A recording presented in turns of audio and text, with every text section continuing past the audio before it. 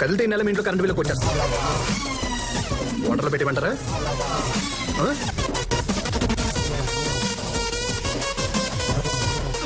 ఒరే ముట్టా బయలే, ఇప్పుడు బాల్ మా కోర్టులో ఉందిరా, కదలాకు, కరెంట్ పెడతాడు.